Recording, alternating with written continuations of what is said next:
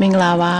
အတီးအမအိမ်ကနေပြီးတော့မယန်းသီးအမှဲတွေအများကြီးခူလာလို့မယန်းသီးလေးကိုနှက်ထားလေးကိုဒီနေ့ဗီဒီယိုလေးရိုက်ဖြစ်ပါတယ်မယန်းသီးလေးတွေကိုတစ်ချက်လေးရေးဆေးပါမယ်မယန်းသီးကအပင်ကနေပြီးတော့ချင်းလုံးလေးနဲ့ဆွတ်တာဆိုတော့ဘာချွတ်နေတဲ့အိမ်မှာမပါအောင်အရန်တန်တယ်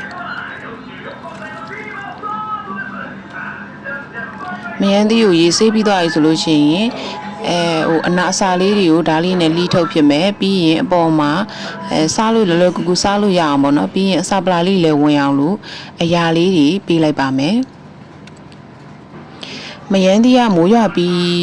မိုးတမုန်းတမုန်းလောက်ရွာပြီးသွားရင်မယန်းသီးအမှဲ့ကထဲက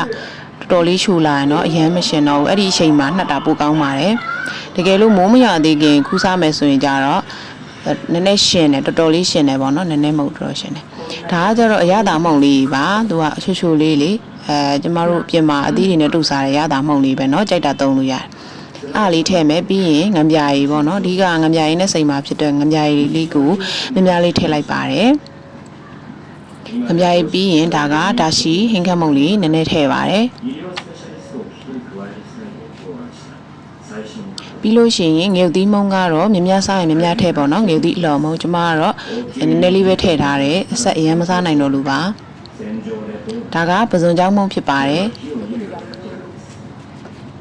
ပြီးရင်တော့သမအောင်နေလိုက်ပါမယ်နော်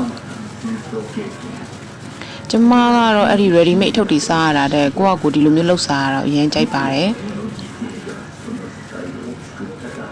ကဲသမအောင်နေပြီးတော့2နာရီ3နာရီလောက်နှက်ထားပြီးရှယ်စားလို့ရပါပြီရှင်ကျမကြော်ဒါကြီးကိုတရက်ထဲနဲ့မကုန်ဘူးပေါ့နော်မကုန်တော့ကျမဘူးလေးလေးကိုထည့်ထားမယ်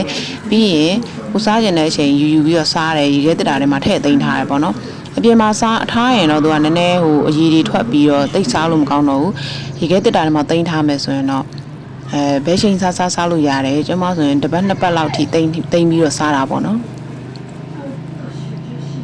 ဒါကတော့မြည်ကြည့်ရပါတော့အရသာလေးကအရန်ကောင်းတယ်တော်တော်ယူစားလို့ကောင်းတယ်သူကအရန်လည်းမရှင်တော့ဘူးမိုးရွာပြီးတော့လေချိုသွား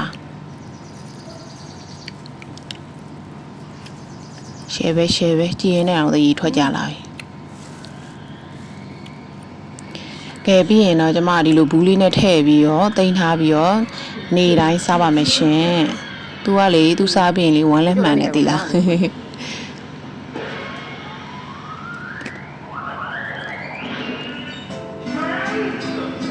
အားလုံးကျေးဇူးတင်ပါတယ်ကြည့်ရှုပေးရတဲ့အတွက်လေ